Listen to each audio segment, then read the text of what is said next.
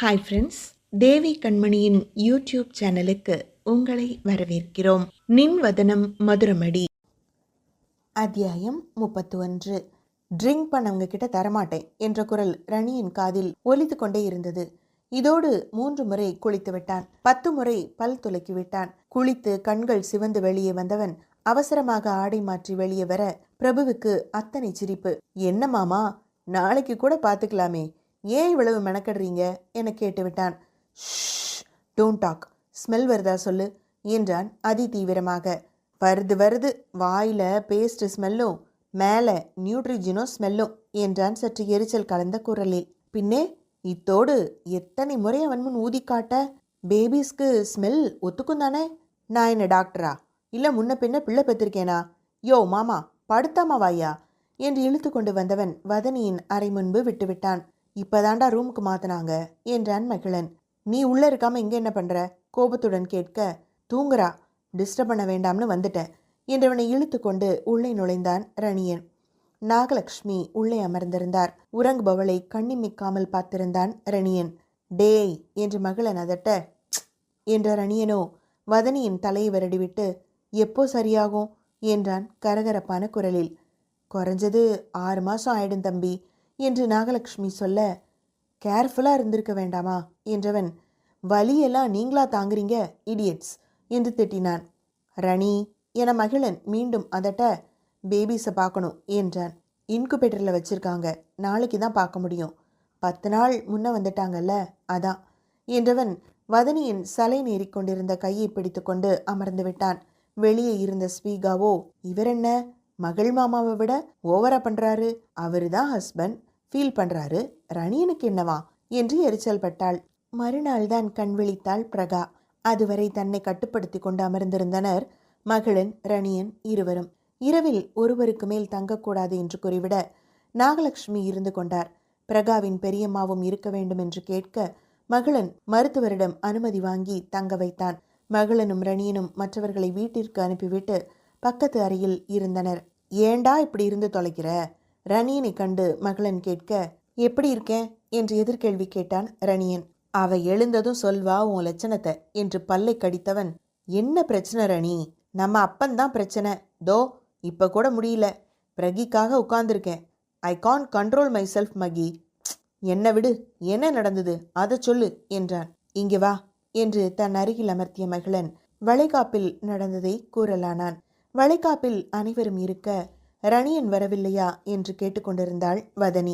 Function முடியட்டும், அவனை பேசிக்கலாம், நீ காலை நீட்டி உட்கார் ப்ரூஸ்லி, வீங்கிருக்கு பாரு என மகளன் அவள் பாதங்களை நீவி விட்டபடி பேசி கொண்டிருந்தான். கொஞ்சம் நடக்கட்டா, சாப்பிட்டது ஒரு மாதிரி இருக்கு என்றதும், நான் ஹாட் வாட்டர் எடுத்துட்டு வரேன், அதுவரை சும்மா இங்கே நட சரியா? ஏன் நாக அக்கா என்றவளிடம், அவங்கள பிருந்தாவனத்திற்கு சாப்பாடு தர அனுப்பியிருக்கேன் என்றபடி, நான் வைக்கிறேன் ப்ரூஸ்லி, சுடுதண்ணி கூடவா போட மாட்டேன் என்று சிரித்தபடி சொல்ல சுமித்ரா தருணிகாவோடு வந்தார். பிரகல்யா என்று அழைத்தவர், உன்கிட்ட மன்னிப்பு கேட்கணும்னு ஒரே அழுக, அதான் கூட்டிட்டு வந்தேன். ஆமா தம்பி எங்க என்று கேட்க, இப்பதான் சுடுதண்ணி வைக்க உள்ள போனாங்க, என்கிட்ட எதுக்கு மன்னிப்பு என்றபடி எழுந்தாள் பிரகா. பெரிதான மேடிட்ட வயிறுடன் அவ்வளவு சீக்கிரம் எழ இயலவில்லை. தம்பி சுடுதண்ணி வைக்கிறதா? நான் கொண்டு வரேன், தருணி நீ பேசிற்று என்றவர் அவசரமாய் சமையலறைக்கு ஓட அதற்குள் பிரகாவை நெருங்கியிருந்தாள் தருணிகா. மன்னிப்பு கேட்க தான் வந்தேன், கை நிறைய வளையல் நல்லா இருக்கு பிரகா, விலை அதிகம் போலையே, தங்கத்துல வேற போட்டிருக்க போல. என் வீட்டுக்காரர் போட்டு விட்டார். ஃபர்ஸ்ட் டைம் தங்கத்துல வளையல் போடுறல்ல, உன் ஹஸ்பண்ட் ரொம்ப பாசம் வச்சிருக்கான் உன் மேல இல்லையா? மரியாதையா பேசுறதா இருந்தா பேசுங்க, இல்ல இடத்த காலி பண்ணுங்க என்றவள் சமையலறை நோக்கி நடக்க தருணிகா அவளின் கைப்பிடித்து இழுத்து, நான் பேசிட்டு இருக்கேன், மரியாதை இல்லாம போற என்று வேகமாக மறுபக்கம் விட பிரகல்யா அலறியபடி கீழே விழுந்து விட்டாள். அவள் சத்தத்தில் மகளனும் சுமித்ராவும் ஓடி வர தருணியோ மெதுவாக சென்று அவளை தூக்கி, உள்ள இருக்க பிள்ளை செத்துச்சா இல்லையா, எனக்கு முன்ன குழந்தை பெத்துக்கலாமா நீ என்று கேட்கவும் மகளன் ஓடி வந்து தருணியை தள்ளிவிட்டு பிரகாவை தூக்கி கொண்டு, உங்களை யார் இங்க வர சொன்னது என கத்திவிட்டு வெளியேறினான் பதற்றத்துடன். தருணியை கொன்று போடும் வெறிதான், ஆனால் முதலில் முக்கியம் தன் மனைவியும் மகவும் ஆயிற்றே.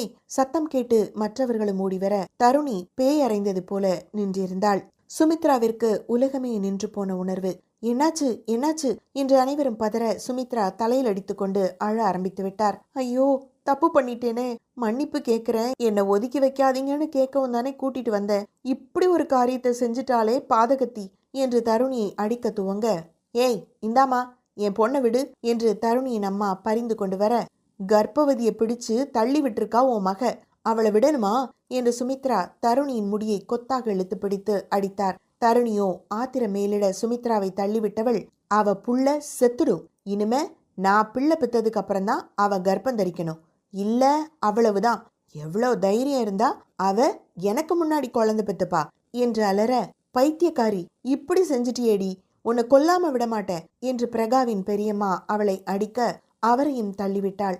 எல்லாம் உன்னாலதான், வேலைக்காரிய கொண்டு வந்து மகாராணி ஆக்கணல்ல, அனுபவி என்று கத்த மகேன் விரக்தியாக பார்த்தவன் காவல்துறையில் தகவல் சொல்லிவிட்டான். தம்பி வேண்டா தம்பி, ஏதோ தெரியாம பண்ணிட்டா என்று தருணியின் அம்மா கெஞ்ச, குடும்பத்தோட உள்ள தூக்கி வச்சிடுவேன், பொண்ணா இவ அரக்கி, அவங்களுக்கு மட்டும் ஏதாவது ஆச்சு உன்னை கொல்ல கூட தயங்க மாட்டேன், சீ உன் முகத்துல முழிச்சா கூட பாவம் என்று கத்திவிட்டு மருத்துவமனைக்கு சுமித்ராவுடன் சென்று விட்டான்.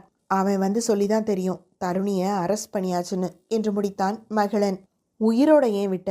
முகத்தில் உணர்வுகளை வெளிக்காட்டாமல் ரணியன் கேட்க, உயிரை மட்டும் விட்டு வைக்க சொன்னேன் என்றான் பதிலுக்கு. நான் எடுத்துடுறேன் என்று முடித்தான் ரணியன்.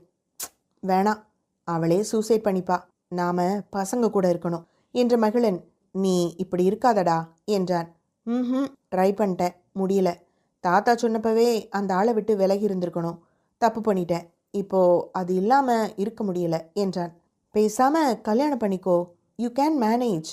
கஷ்டம் மகி, வர்ற பொண்ணு எனக்கு ஈடு கொடுக்கணும், அவளால் முடியலன்னா அவள் வாழ்க்கை நரகம் ஆயிடும், அந்த நேரத்தில் நான் மிருக மாதிரி நடந்துக்கிறேன், எனக்கே தெரியுது, வெளியே வரவே பிடிக்கல, சண்முகவேல் மாதிரி ஆயிடுவேனோன்னு பயமாக இருக்குது, பார்க்குற பொண்ணு மேலெல்லாம் பாஞ்சு, அதுபோல் உனக்கு புரியுதா நான் என்ன சொல்ல வரேன்னு என்று தவிப்பாய் கேட்டான்.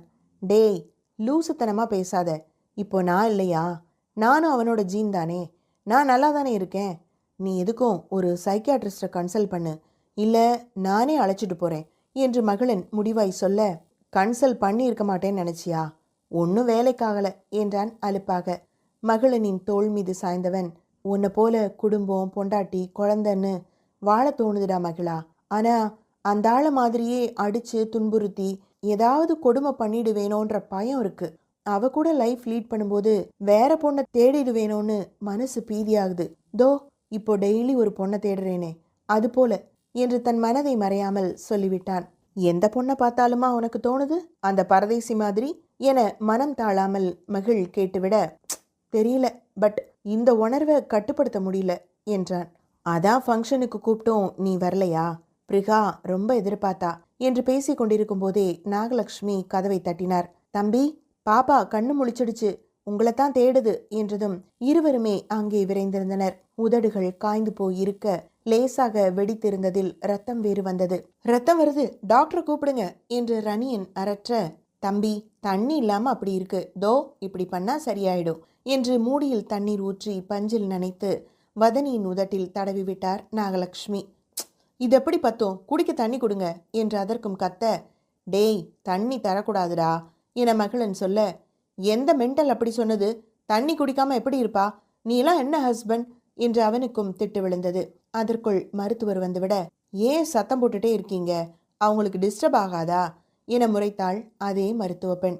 தண்ணி தராம அவளுக்கு ஏதாவது வந்தா என்ன ஹாஸ்பிட்டல் இது, ஒரு ரெஸ்பான்ஸ் இல்லாம என திட்ட, சார் இவரை முதல்ல வெளியே போ சொல்லுங்க என சொல்லிவிட்டாள் கடுப்பாக. ஷ், டோன்ட் டாக், இப்ப தண்ணி தர முடியுமா முடியாதா மல்லுக்கு நின்றான் அவளிடத்தில். சார் தண்ணி அதிகம் தரக்கூடாது, அப்புறம் உள்ள போட்டிருக்கிற தையல் புண் ஆறாது, தண்ணி தாகமெல்லாம் எடுக்காது, நீங்க சத்தம் போடாதீங்க, கொஞ்சம் வெளியே இருங்க என்று செவிலிப்பன் சொல்ல அங்கேயே நின்று கொண்டான் ரிணியன். ரணி வாடா என மகளன் வெளியே இழுத்து வர மருத்துவரை முறைத்தபடி வெளியே வந்தான். சரியான காட்டாம் போல என்று முனியபடி வதனியை பரிசோதித்தாள். நாளைக்கு தண்ணி கொடுங்க, இந்த பாட்டில் சலைன் முடிஞ்சதும் எடுத்துடலாம் போதும் என்று கூறியபடி, அவர் யார் உங்களுக்கு என்று கேட்டாள். என் அப்பா என்று பிரகா சொல்ல, இவ்வளவு யங்கான அப்பாவா என்று சிரிக்க, என் ஹஸ்பண்டோட தம்பி, எனக்கு அப்பா மாதிரி, டேட் லிட்டில் பிரின்சஸ் தான், அதான் அராஜகம் பண்றாரு என்றபடி போய்விட்டாள். அவளுக்கு அப்பாவாடா நீ? மகளன் புன்னகைத்தான். இல்லைன்னு சொல்லுவியா நீ என்றவனுக்கு கர்வ புன்னகை இதழில். மகளன் உள்ளே நுழைந்ததும் நாகரிகம் கருதி நாகலட்சுமி வெளியே வந்துவிட்டார். ரணியன் குழந்தைகளை பார்க்க கிளம்பிவிட்டான். மகளன் பிரகா இருவரும் ஒருவரை ஒருவர் பார்வையால் வருடியபடி இருந்தனர். மகளா மெல்லிய குரலில் அழைத்திட தலையை தாங்கியபடி அமர்ந்து விட்டான் அவன். ஓ முன்னாடி தைரியமா இருக்கிறது போல நடிக்க கூட முடியலடி. வலி நிறைந்த வார்த்தைகள் அவை. கடந்து வரக்கூடாத தூரத்தை கடந்து வந்த தாக்கம் அவனுள் சுழன்றடித்தது. அத்தியாயம் 32. மருத்துவமனையிலேயே 10 நாட்களாக இருந்தாயிற்று. குழந்தைகளுடன் வதனியை இன்றுதான் வீட்டிற்கு அழைத்து வந்தான் மகளன். அவளை மாடிக்கு ஏறி சிரமப்படுத்தக்கூடாது என்பதற்காக வேறு வீடு பார்க்கலாம் என்று ரணியனிடம் சொல்லியிருக்க அவன்தான் அரண்மனையிலேயே கீழே தங்கலாம் என்று கூறிவிட்டான். ஏய், அதை எழுதி தந்துட்டேன்டா, நான் அதுக்கப்புறம் அங்கே தங்குறது சரி வராது என்று மகளன் சொல்ல ரணியனோ கையை உயர்த்தி, மூடு சரியா, அவங்களுக்கு எழுதி கொடுத்தானா கூமுட்ட, இதுல ஐயா ராஜாவாக போறாரு, வர்ற கோவத்துக்கு உன்னை செவளை பார்த்து ஒன்று விட தோணுதுடா என்றவன், சொத்தை நீயா எவனுக்கும் எழுதியெல்லாம் தர முடியாது. இந்த வீட்டோட வாரிசு யாரோ அவங்க அனுபவிக்க மட்டும்தான் முடியும். விற்க இன்னொருத்தருக்கு எழுதி தர முடியாது. அன்னைக்கு வக்கீல் வந்து டாக்குமெண்ட் தந்தது எல்லாம் ஏன் பிளான். நீ நினைக்கிற மாதிரி இங்க எதுவும் நடக்கல.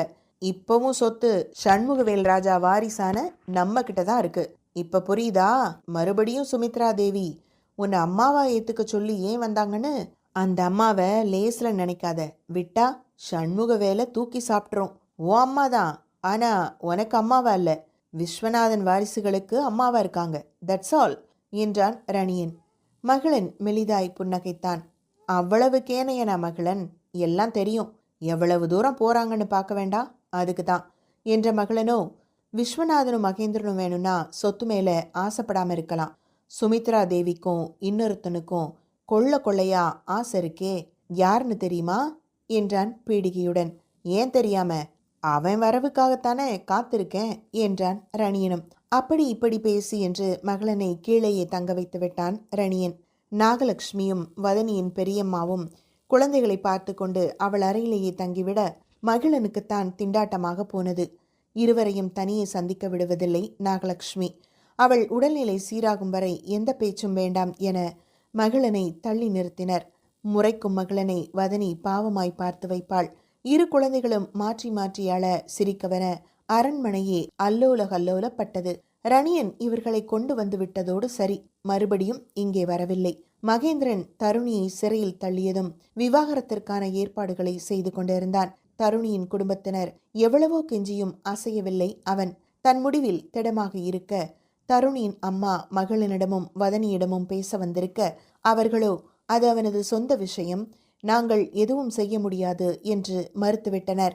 வழக்கம் போல வதனிக்கு சாபமிட்டு செல்ல அதை கண்டுகொள்ளாமல் விட்டுவிட்டனர். ரணியன் அறைக்குள் உருண்டு புரண்டு கொண்டிருந்தான். இதுவரை 4 மதுபாட்டில்கள் காலியாகி இருந்தது. ஆனாலும் துளி கூட போதை ஏறவில்லை. தன்னிலை மறக்கவில்லை. உடல் தினவெடுத்து தன்னையே வெறுக்கும் நிலை அவனுக்கு. இப்போது மட்டும் சண்முகவேல் இருந்திருந்தால் சுசீந்திரன் நாய்க்கு உடலை வெட்டி போட்டது போல செய்திருப்பான். அத்தனை வெறி, அத்தனை கோபம்.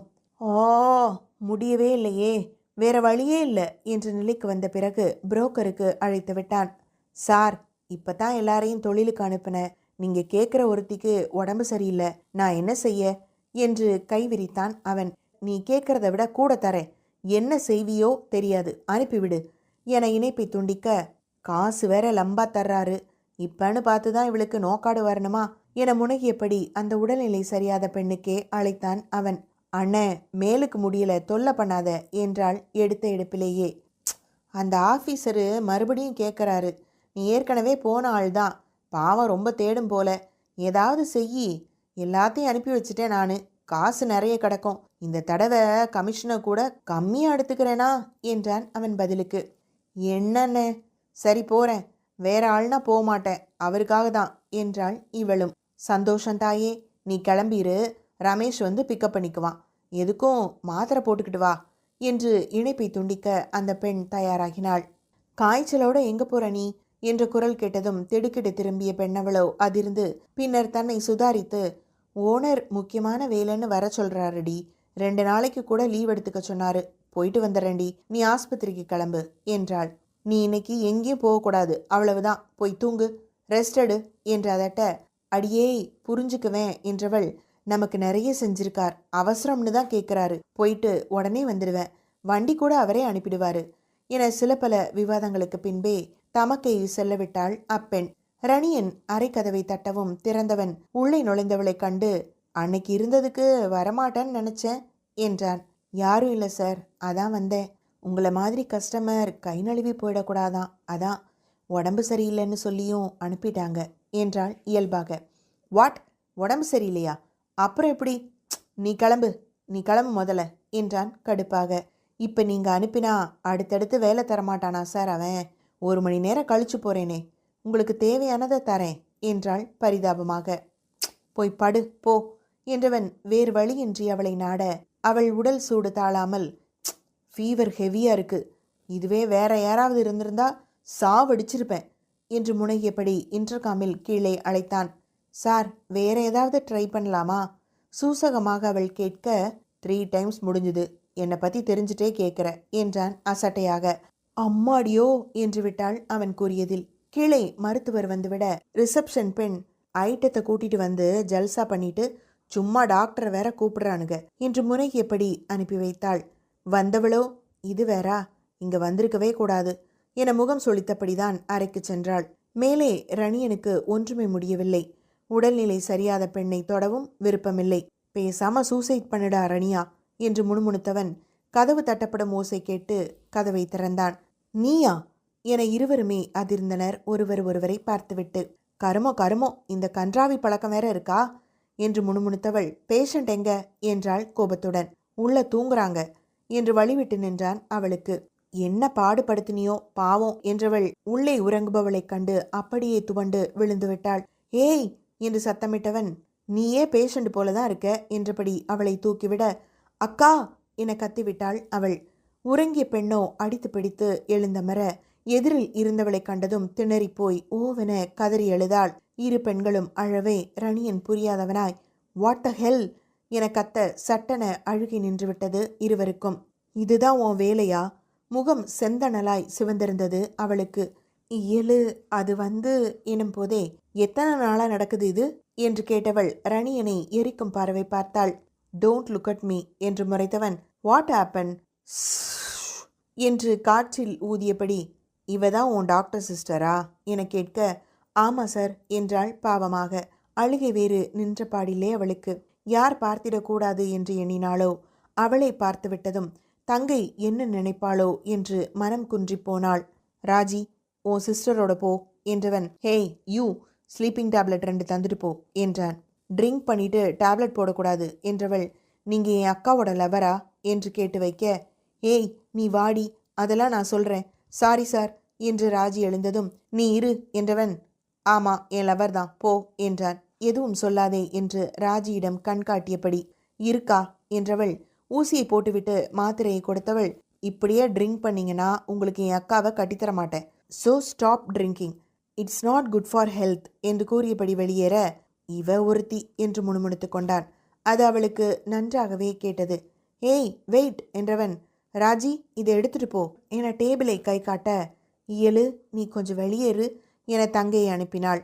சார், ஒண்ணுமே நடக்கல, பணம் வேண்டாம் என்றாள். எடுத்துட்டு போ என்றவன், சீக்கிரம் கிளம்பிடு என்று சோஃபாவில் அமர்ந்து விட்டான். சார், நான் வேணும்னா வேற ஆளை அரேஞ்ச் பண்ணவா? அவன் நிலையை கண்டு கேட்டே விட, நீ போ, நான் பார்த்துக்கிறேன், சீக்கிரம் போ என்றான் கட்டளையாக. அவள் கிளம்பவும், உன் சிஸ்டரோட நேம் என்ன என்றான். இயலருவி சார் என்றாள். நைஸ் நேம் என்றவன், போ என்று தலையை பிடித்து கொண்டு அமர்ந்து விட்டான்.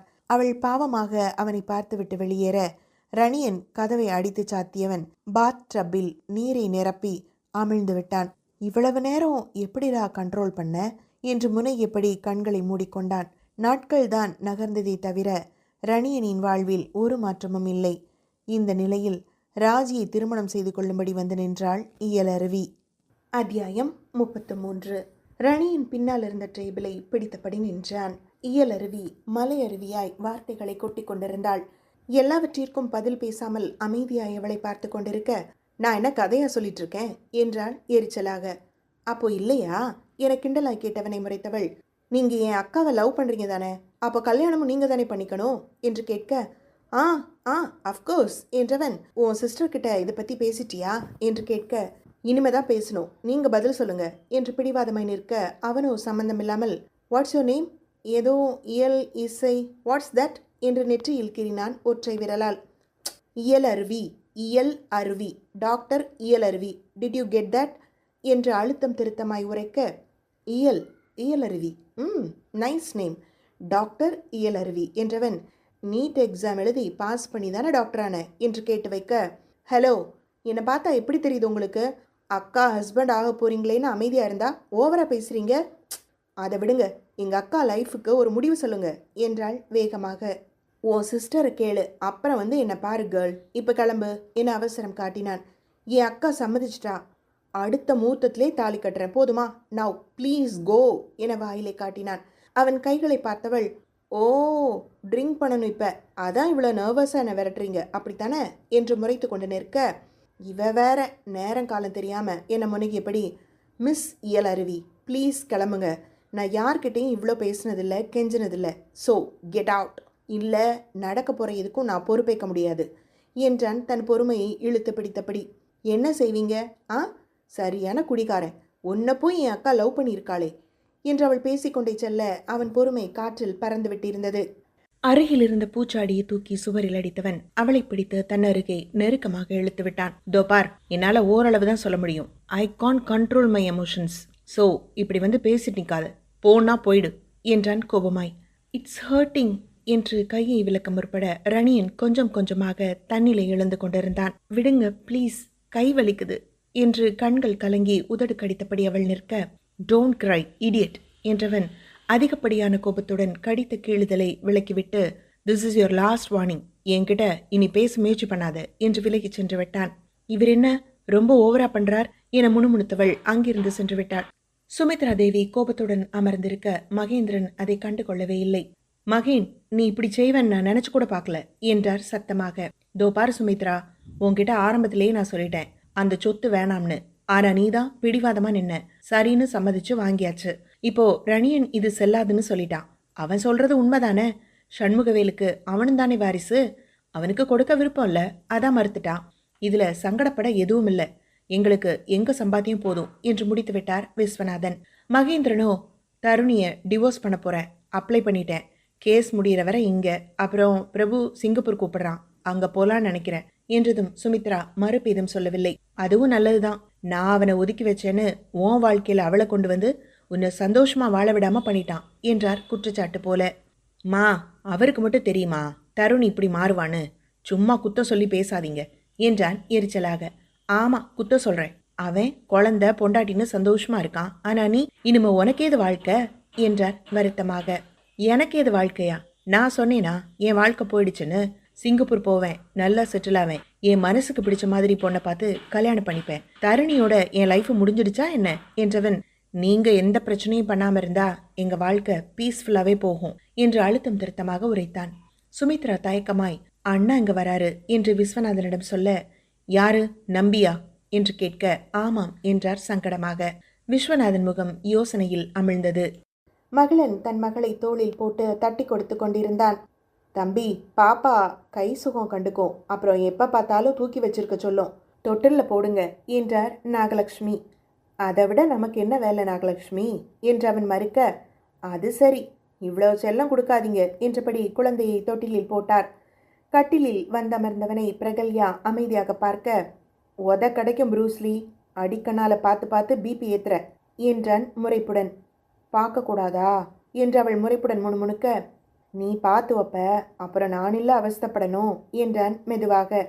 தம்பி, பலகாரம் ஏதாவது செய்கிறேன், தோ வரேன். நாகலட்சுமி நாகரிகமாக வெளியேறிவிட்டார், கதவை சாத்தி வைத்தபடி. அவர் அங்கிருந்து சென்றதும் பிருகாவை தன் பக்கமாய் இழுத்து இதழ் அணைத்தவன் சற்று நேரம் கழித்து விடுவித்து, அடிக்கண்ணால் பார்த்த சேதாரம் அதிகமாக இருக்கும், ஓகே என்று சொல்லிவன் நல்ல பிள்ளையாக விலகி அமர்ந்து கொண்டான். அடப்பாவி என்ற ரீதியில் பார்த்து வைக்க இதழ்களை பார்வையில் காட்டி, வாங்கிடுவ என்று மிரட்ட அவளிடத்தில் புன்சிரிப்பு மட்டுமே. அத்தியாயம் 34. மகிழா என அதிர்ந்த வதனி சற்று தள்ளி அமர மகளினிடத்தில் சிரிப்பு மட்டுமே நிறைந்திருந்தது. பொய்யாயோ என்று முனகிவிட, ஓய் உத கிடைக்கும் பொண்ணே என்று மிரட்டியவன், ரணியனை பார்க்க போகிறேன், 2 நாளில் வந்துடுவேன், குட்டீஸை பார்த்துக்கோ என்றபடி குழந்தைகளுக்கு முத்தம் வைத்தபடி விடை பெற்றான். சீக்கிரம் வந்துடுங்க, முடிஞ்சா கூடவே அழைச்சிட்டு வந்துடுங்க என்றாள் வேகமாக. வந்துட்டு தான் மற்ற வேலை பார்ப்பான் என்று முணுமுணுத்தவன், சரி கிளம்புறேன், டேக் கேர்டா பொண்ணே. ஏன் திடீர்னு கிளம்புறாரு என்ற யோசனையில் அமிழ்ந்தவள் குழந்தைகளை கவனித்தாள். மகளன் மனதிலோ எதுக்கு வர சொல்றான்னு தெரியலையே என்று நினைத்தபடி கிளம்பினான். அவன் கிளம்பும் நேரத்தில் மரகத நாயகி வந்துவிட அவரிடமும் ரணியனை பார்க்க செல்வதாக கூற அவர் தன் மனதில் இருந்த ஆசையை வெளிப்படுத்தினார். எப்படியாவது மருமவனை சம்மதிக்க வைப்பா, அவனும் குடும்ப குட்டின்னு இருந்தா நல்லா இருக்கும்ல என்றார். ஸ்வீட்டிக்கு சம்மதமானு கேட்டிங்களா என்று அடுத்து அவன் வினவ, அவ என்ன சொல்ல போறா, அதெல்லாம் சம்மதிப்பா என்றார் பட்டென்று.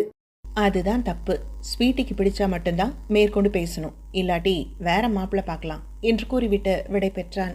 சென்னை சென்று சேர்ந்தவனுக்கு ரணியன் மிகப்பெரிய அதிர்ச்சியை வைத்திருந்தான். என்னடா இது என்று கேட்க, எதுவும் கேட்காத, எதையும் சொல்ற மனநிலையில் நான் இல்லை, இவளை கூட்டிட்டு போ, சீக்கிரம் நான் ஊருக்கு வரேன் என்று கை காட்ட மகளன் என்னென்னவோ நினைச்சிட்டு வந்தேன்டா என்று சொல்ல, மகி என்று அழைக்க என்று திரும்பினான் மகளன். ரொம்ப டென்ஷனா இருக்கு, ப்ளீஸ் என்று இரு கையையும் நீட்ட மகளன் புன்னகையுடன் வாவென்று அணைத்து கொண்டான். உடன் பிறக்கவில்லை, ஒரு தாய் வயிற்று பிள்ளைகள் இல்லை, பழக்கமும் வருடக்கணக்கில் இல்லை, ஆனாலும் ஏதோ ஒரு இனம் புரியாத இணக்கம் இருவருக்கும் இடையில். ஒரு மாதிரி ரெஸ்ட்லெஸ்ஸா இருந்தேன்டா, ட்ரக்ஸ் எடுக்க தோணுச்சு அதான் என்றபடி அணைப்பிலிருந்து விலகி டேக் கேர் ஆஃப் ஹர் என்று கை காட்டினான். கண்டிப்பா பாத்துக்கிறேன், நீ சீக்கிரம் வரேன்னு சொன்னா மட்டும் என்று நிபந்தனை விதிக்க ரணியன் புன்னகைத்தபடி ஷோரா வந்துடுவேன், தாலி கட்டியிருக்கேனே என்றான் சூசகமாக. அவன் கை காட்டிய இடத்தில் பரிதாபமாக அமர்ந்திருந்தாள் இயலருவி. ரணியனின் சிந்தனை 2 நாட்கள் முன்பு நடந்த நிகழ்விற்கு சென்றது. ரணியன் கோபத்தில் முகம் சிவக்க நின்றிருக்க எதிரே ராஜி பரிதாபமாக நின்றிருந்தாள். சார், அவ இப்படி செய்வான்னு நினைக்கல சார் என்று சொல்ல, உன் சிஸ்டர் ஷப்பா தாங்கல, சொல்லி புரியவை, இல்ல எனக்கு வர கோபத்துக்கு ஏதாவது ஏடா உடம்ப பண்ணிட்டா கேட்கக்கூடாது என்று மிரட்டலாக சொல்ல, நான் கண்டிச்சு வைக்கிறேன் சார் என்று கிளம்பியவள் 2 நாட்களில் மருத்துவமனையில் சுக்கலாய் கிழிந்த காகிதமாய் கிடப்பாள் என்று கிஞ்சித்தும் எண்ணவில்லை அவன். மருத்துவமனைக்கு சென்று விட்டான் மனம் கேளாமல். அது மட்டும் காரணமில்லை, இயலருவியின் அழுகையில் அடித்து பிடித்து மருத்துவமனைக்கு ஓடி வந்திருந்தாலும் ரணியன் ராஜியை பார்க்கும்போது அவனுக்கும் சற்று மனக்கலக்கமாகத்தான் இருந்தது. நன்றாகத்தானே இருந்தாள் 2 நாட்களுக்கு முன்பு என்று எண்ணியவன், எப்படி என்று தயக்கமாய் கேட்க, வேலைக்கு போறேன்னு சொல்லிட்டு கிளம்பினா, 1 மணி நேரம் கழிச்சு போன் வந்தது என்று அழுகையினுடைய தவிப்பாக உரைத்தவள், யார்கிட்ட சொல்றதுன்னு தெரியல, அதான் நான் உங்களுக்கு கூப்பிட்டேன் என்றாள். ஓகே, ரிலாக்ஸ் ரிலாக்ஸ், எதுவும் ஃபீல் பண்ணாத, சரியாயிடுவாங்க சரியா என்றவன், யூஆர் அ டாக்டர் கேர்ள், உனக்கு தெரியும் தானே இந்த சிச்சுவேஷன் ஹேண்டில் பண்ண என்றான் தலையை வருடி விட்டபடி. அழுகை நிறுத்தியவளோ, அக்கா பழைக்க மாட்டா, அது கண்டிப்பா தெரியும், ஆனா உங்ககிட்ட ஒன்று கேட்க தோணுச்சு, ப்ளீஸ் அவளுக்காக செய்வீங்களா என்றாள் இறைஞ்சுதலாக. என்ன கேட்கப் போகிறாளோ என்று அவன் அவள் முகத்தை பார்க்க, என் அக்கா இந்த மாதிரி சாக வேண்டாம் என்று சொல்ல, நீ என்ன சொல்ல வர எனக்கு புரியல என்றான் குழப்பமாக. என் அக்காவை கல்யாணம் பண்ணிக்கிறீங்களா என்று பட்டென்று கேட்டுவிட்டாள். வாட் என்று அதிர்ந்தவன், என்ன ஒளற நீ, அவ சாக கிடக்கிறா, ஏன் இந்த நேரத்துல, என்ன பேச்சு பேசுற நீ என்று கடிந்து கொண்டான். அருவியோ அவன் கைகளை பிடித்து கொண்டவள், நிஜமாதான் கேட்குறேன், என் அக்கா இப்படி சாக வேண்டாம், ஐ மீன் கன்னி பொண்ணா, அவளுக்கு காரியத்தை எங்க அப்பா பண்ணக்கூடாது, நீங்களே புருஷனா இருந்து பண்ணிடுங்க, அவ உடம்ப தொடுற உரிமையை கூட அந்த ஆளுக்கு தரக்கூடாது என்றாள் அழுத்தமாக.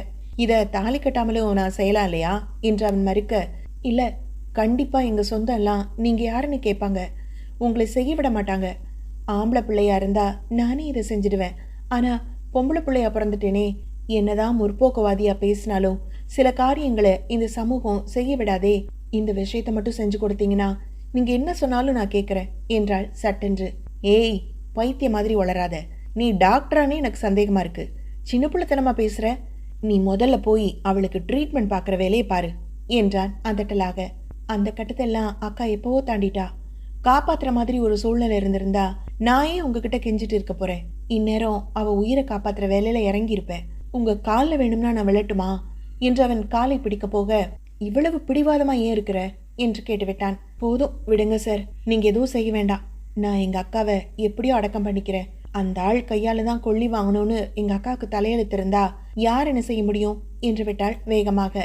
உன்னை எந்த லிஸ்ட்ல சேர்க்கறதுன்னு எனக்கு புரியல. இப்ப என்ன, அவளுக்கு தாலி கட்டணும், அவளோட கணவனா நான் இறுதி காரியம் செய்யணும், அவ்வளவுதானே என்று ரணியன் கேட்கவும் ஆம் என்று தலையாட்டினாள். சரி செய்கிறேன், ஒன்றும் பிரச்சனை இல்லை.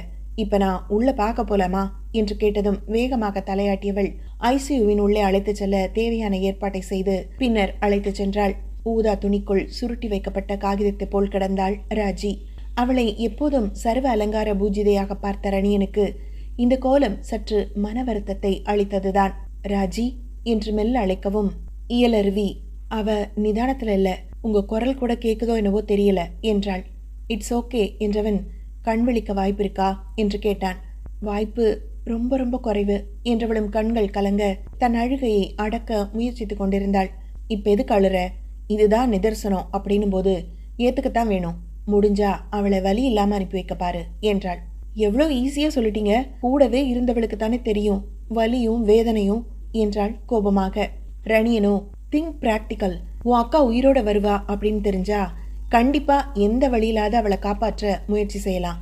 ஆனா பிழைக்கவே மாட்டா அப்படின் போது அவளை வலி இல்லாம அனுப்பி வைக்கிறதா சிறந்தது. சாகவும் முடியாம வாழவும் முடியாம வலியையும் அனுபவிச்சுட்டு இப்படியே இருந்தா அது உனக்கு நல்லா இருக்கா என்றவன் ஒரு டாக்டரா திங்க் பண்ணு என்று சொல்லிவிட்டான். இப்போ டாக்டரா யோசிக்கிறத விட அவளோட தங்கச்சியை தானே யோசிக்க வருது. நான் என்ன செய்யட்டும் என்று அழுகையை அடக்க முயற்சித்தாள். அதற்குள் ராஜியின் உடலில் அசைவு தெரியவே ரணியன் பரபரத்தான். ஏய், அவளுக்கு கான்சியஸ் வருது, அசைகிறா என்று சொல்லவும் நீங்க வெளியேறுங்க, நான் பாக்குறேன் என்று பரபரத்தவள் அவனை வெளியே அனுப்பிவிட்டு செவிலியர்களையும் அழைத்து மற்ற டாக்டரையும் அழைத்து பரிசோதிக்கும்படி கேட்டுக்கொள்ள அவர்களும் உடனடியாக செயல்பட்டனர்.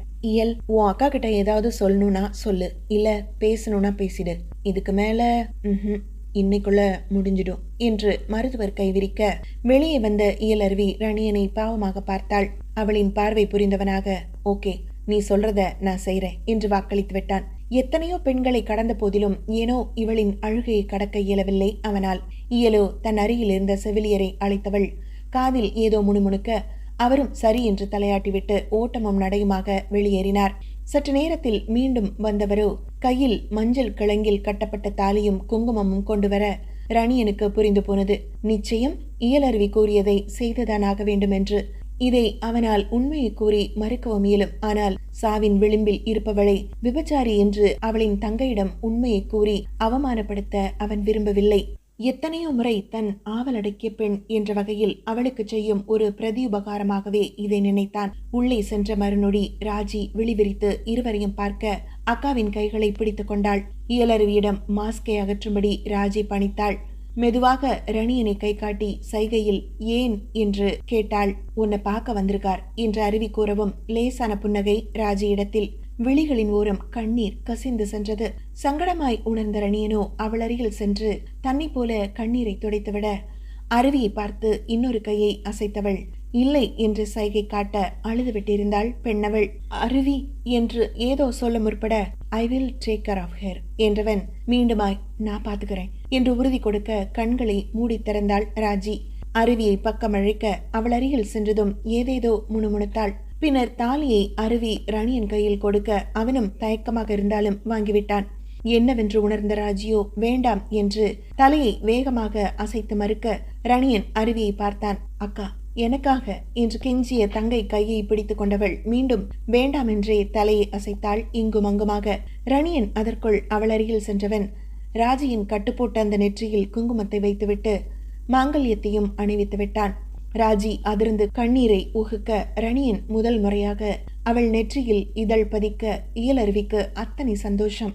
ராஜியோ தன் மாங்கல்யத்தை பிடித்து காட்டி இது வேண்டாம் என்று மறுத்தவள் அழுகையும் தொடர ரணியன் மனம் பொறுக்காமல் வெளியே முற்பட அதற்கும் தடுத்தாள் இயலருவி.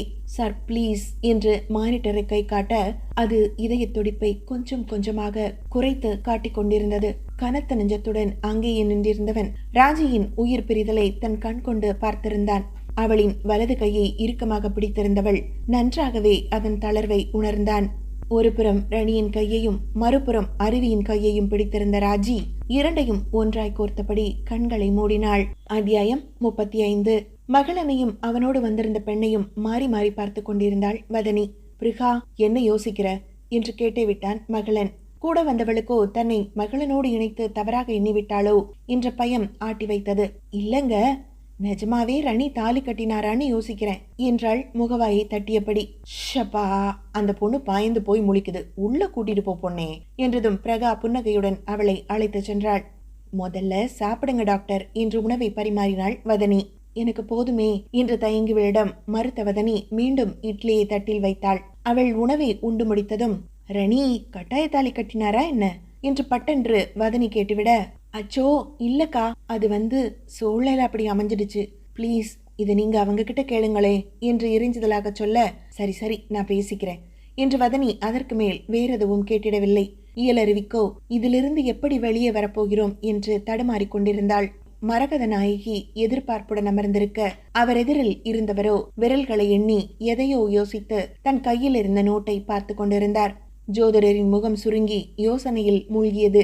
என்ன சாமி, எதுவும் பிரச்சனையா என்று கேட்க, அதெல்லாம் இல்ல, ஆனா என்று அவர் இழுக்க, என்ன இருந்தாலும் சொல்லிடுங்க சாமி என்று எதிர்பார்ப்புடன் மரகதம் கேட்க, உங்க பொண்ணு ஜாதகப்படி 2ஆம் தரமா போனா அமோகமா இருப்பா, முதல் தாரமா போனா கொஞ்சம் சுபிக்ஷம் இல்லாம இருப்பா. நீங்க சொல்றத பார்த்தா பையனுக்கு இது முதல் திருமணம்னு நினைக்கிறேன், அது அவ்வளவு ஓப்பா இருக்காதுங்களே என்றார்.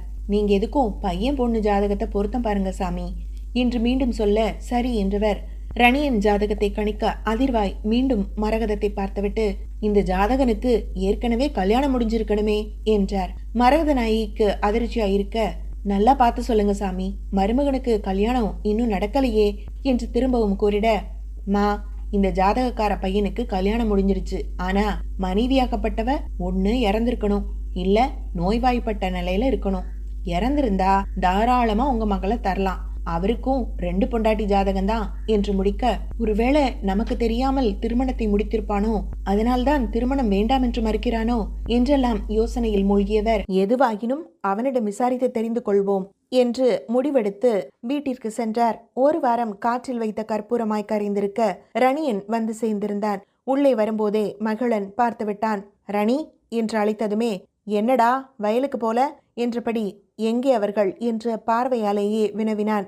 உள்ள இருக்காங்க என்றவன், ப்ராப்ளம் முடிஞ்சுதா எனவும் கேட்டுக்கொண்டான். முடிஞ்சது, அமௌண்ட் தான் ஜாஸ்தி வாங்கிட்டான், கிட்டத்தட்ட 50 எல் என்றான் சற்று கடுப்பாக. எதுக்கடா அவ்வளவு, பின்ன 2 மர்டர் ஆச்சே, அவங்க ஆளுகளை விட்டு செய்யவும் இவ்வளோ ஆயிடுச்சு, குளிச்சுட்டு வரேன், இல்லனா பசங்களை தூக்க முடியாது என்றபடி வேகமாக தன்னறை புகுந்து குளித்து விட்டு வந்தான். சாப்பாடு ரெடிடா, சாப்பிட போகலாம் என்றதும் மறுப்பாய் தலையசைத்தவன், முதல்ல பசங்க என்றபடி வதனியின் அறைக்குள் கதவை தட்டிவிட்டு சென்றான். யாரா இருந்தாலும் உள்ள வாங்க, பேபிஸ் எல்லாம் டாக்டர் கூட பிஸியா இருக்காங்க, என்னடா பட்டூஸ் என்று ராகமாய் இழுத்து சொன்னது வேறு யாருமல்ல, இயலருவியே தான். ரணியன் செருமவும் படபடவென்று எழுந்து கொண்டாள். இல்ல அது என்று தயங்கியவளிடம், உட்காருங்க டாக்டர் என்றான் மெத்தையை தட்டி. ஆல் ஓகே என்றதும் என்று தலையாட்டி வைத்தாள். வாயை கடன் கொடுத்துட்டியா? எனது? இல்ல, வாய் கொள்ளாம பேசுவ, இப்ப ஒரு வார்த்தை பதிலா வருதே, அதான் யார்கிட்டையும் கொடுத்துட்டியோன்னு கேட்டேன் என்றான் நக்கலாக. அதெல்லாம் இல்ல என்றவள், எங்க வீட்டுல என இழுத்தாள் தயக்கத்துடன். கேட்கல என்றான் தன் காதை இழுத்து காட்டியபடி. எங்க அப்பாவை கேட்கிறேன் என்றாள். அவனா? ஐ திங்க் அவன் இந்நேரம் ராஜி கிட்ட மன்னிப்பு கேட்டுட்டு இருப்பான் என்று இலகுவாய் சொல்ல அவனை விழிவிரிய பார்த்தாள். கொன்னுட்டீங்களா என்ற ரீதியில். எஸ், ஒரு அடி அடிச்சேன், செத்துட்டான். அவனுக்கு பயந்து வாழ்ந்திருக்கிறீங்களே என்று ஏளனத்துடன் உரைத்திட, பயந்து? அவர்தான் எங்களுக்கு எமன்னு தெரியாதே என்றாள் பெருமூச்செறிந்து. தட்ஸ் ஓகே என்னும்போதே வதனி வந்து விட்டாள். வாங்க சார், ஒரு வழியா வழி தெரிஞ்சிருச்சு போல என்று நக்கலாக கேட்க, அதெல்லாம் தெரியும் என்றவனோ குழந்தைகளோடு ஐக்கியமாகி விட்டான். நான் சாப்பாடு எடுத்து வைக்கிறேன், சீக்கிரம் வாங்க என்று வதனி வெளியேற அவளை நூல் பிடித்தாற் போல இயலருவியும் நகர அவளின் கையை பிடித்து தடுத்தான் ரணியன். வால் பிடிச்சுக்கிட்டு எங்க போற என அதட்ட இயலருவி அப்படியே நின்று விட்டாள். இல்ல, அவங்களுக்கு ஹெல்ப் பண்ண என்று இழுக்கவும், அதெல்லாம் நாகலட்சுமி பார்த்துப்பாங்க, நீ உட்கார் என்றான். ஹைதராபாத் ஹாஸ்பிட்டல்ல வேலை வாங்கியிருக்கேன், நீ அங்க போ, உனக்கான செக்யூரிட்டி தங்க வசதி எல்லாம் அங்க கிடைக்கும். சென்னைக்கு இப்போதைக்கு போக வேணாம், உன் அக்காங்க கிட்டையும் எந்த கான்டாக்டும் வச்சுக்க வேண்டாம், ஏதாவது தேவைன்னா எனக்கு கூப்பிடு, இதில் நியூ மொபைல், தேவையான பணம், கார்டு எல்லாம் இருக்குது, ட்ரெஸ் வேணும்னா இங்கே பர்ச்சேஸ் பண்ணிவிடு, அழைச்சிட்டு போகிறேன், சமைக்கிற தேவை இருக்காது, ஹோம்மேட் ஃபுட் தான், அதனால பயம் இல்லை. தென் ஃப்யூச்சரில் யாரையாவது பிடிச்சிருந்தாலோ அல்லது வேற யாரையாச்சும் லவ் பண்ணாலோ எனக்கு இன்ஃபார்ம் பண்ணு, கேரக்டர் பார்த்து நானே மேரேஜ் பண்ணி வைக்கிறேன். தென் வேற ஏதாவது விட்டுட்டேனா என்று அவளிடம் கேட்டும் வைத்தான். வேற எதுவும் இல்லை, எல்லாம் சொல்லிட்டீங்க என்றாள். ஓகே தென் ஃபைன், போய் சாப்பிடு, கிளம்புவோம் என்றான். இப்பவே வா என்றாள் அதிர்ச்சியாக. எஸ் அஃப்கோர்ஸ் என்றவன், அப்புறம் போகும்போது அந்த ரோப்பை கலத்தி தந்துட்டு போ என்றான். சரி என்று தலையாட்டியவள் ரொம்ப தேங்க்ஸ் என்றாள். இங்க யார்கிட்டையும் என்ன நடந்ததுன்னு உளறி வைக்கலையே என கேட்க, இல்ல எதுவும் சொல்லல என்றவள் வதனி திருமணமானது பற்றி விசாரித்ததை கூறினாள். அது சமாளிச்சுக்கலாம், பிரச்சனை இல்லை, ஓகே நீ போ என்றதும் அவள் சென்று விட்டாள். இயலருவி வெளியேறியதும் மகளன் உள்ளே வந்தான். இப்ப எதுக்கு அந்த பொண்ணை போக சொல்ற? ரணி, அவளை நீ மேரேஜ் பண்ணியிருக்க, புரியுதா என்று அதட்ட. மகி, அவ பாதுகாப்புக்காக தாலி கட்டினேன், மற்றபடி அவளுக்கு என்ன சுத்தமா பிடிக்காது. தென் அவளால எனக்கு ஈடு கொடுக்க முடியாது, புரிஞ்சுக்கோ. அப்போ உனக்கு பிடிக்கும் தானே என்று அவனை மடக்க, டேய் இடியட், அவ என்ன அவளோட அக்கா லவர் நினைச்சிட்டு இருக்கா. அவளை இழந்துட்டதால நான் ஃபீலிங்ல இருக்கிறதா நினைக்கிறா, மற்றபடி எதுவும் இல்லை, சரியா? நான் மேரேஜ் மெட்டீரியல் கிடையாது மகி, புரியுதா உனக்கு என்றான் அலுப்பாக. இதையே எத்தனை நாள் தான் சொல்லிட்டு இருப்ப? தேனு யோகா பண்ணா எல்லாம் சரியாயிடும்னு சொல்லியிருக்கா. நீ நாளையிலிருந்து பிருந்தாவனம் போற. ஆமா, இந்த ஒரு வாரத்துல வேற எந்த எண்ணமாவது வந்ததா உனக்கு? ட்ரக் எடுத்தியா, குடிச்சியா, வேற பொண்ணு? ஏய் லூசா நீ? ராஜியை தவிர வேற எந்த பொண்ணுக்கிட்ட நான் போனேன்? 2-3 அட்டம்ப்ட் கூட பண்ணேன், பட் செட் ஆகல. ராஜி தான் ஃபர்ஸ்ட் அண்ட் லாஸ்ட். ஆனா சரக்கடிச்சேன், டெய்லி 4 பாட்டில் போச்சு, அது தேவையா இருந்தது என்றான் அசட்டையாக. ஓ, அப்போ சார் அதனால தான் அவளுக்கு இறுதி காரியம் செஞ்சிருக்கீங்க.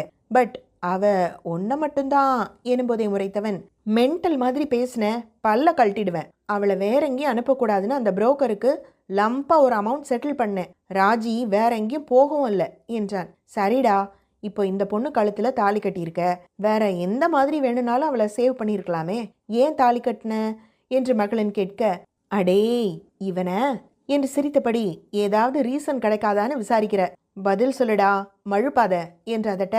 அவளை அவங்க அப்ப அந்த புரோக்கர் கிட்ட விலை பேசி வித்துட்டான். அந்த புரோக்கர் அவனே எனக்கு கால் பண்ணான். அக்கா போனா என்ன சார், தங்கச்சி தொழிலுக்கு வந்துட்டா பாக்குறீங்களான்னு கேட்க, எனக்கு யாருன்னே ஸ்ட்ரைக் ஆகல. யாருடான்னு விசாரிச்சா ராஜியோட சிஸ்டர்னு சொல்ல, எனக்கு இவ மேல சரியான ஆத்திரம். டாக்டருக்கு படிச்சுட்டு அங்க என்ன செய்யறான்னு அப்புறம் விசாரிச்சா அவங்க அப்பனே வித்துட்டான்னு சொல்றான். அந்த பொண்ணுக்கு தெரியுமா தெரியாதா? தெரியல அவளுக்கு. பேக் மாதிரி சூட்கேஸோட நிக்கிறா. போய் கேட்கவும், அப்பா வெளியூர் போகலான்னு சொன்னாரு, வந்துட்டேன்றா. அடக்கடவுளே, என்ன கடவுளே, அவ அப்ப என்னடானா தொழில் பார்க்கட்டும், அப்படியெல்லாம் அவளை விட முடியாது, இதுல தான் நல்ல காசுன்றான் என்கிட்டயே. 4 அரை விடவும் கை கலப்பாயிடுச்சு. போலீஸ் வந்து நான் அவளை கடத்திட்டதா பிளேம் பண்றானுங்க. வேற வழி இல்லாம லவ்வர்னு சொல்லி தப்பிக்க நினைக்க, அந்த போலீஸ்காரன் தாலி கட்டினாதான் ஆச்சுனவும் கட்டிட்டேன். அப்புறம்தான் உன் கூட அனுப்பிட்டு அவனுங்களை முடிச்சேன் என்றான் இலகுவாக. அடே, ஒருத்தனை போட்டு தள்ளிட்டு எவ்வளோ அசால்ட் உனக்கு என்றவன், நீயா முடிச்சியா இல்ல ஆள் வச்சா? ஆள் வச்சுதான், ஆனா அவனை கொன்னது நான் தான். சரண்டர் வேற ஒருத்தன் ஆயிட்டான். அந்த புரோக்கரை அவனுங்களே பாத்துக்கிறேன்னு சொல்லிட்டானுங்க என்றான். இவர்கள் பேசிக் கொண்டிருக்கும் போதே மரகத நாயகியின் சத்தம் உள்ளே வரை கேட்டது.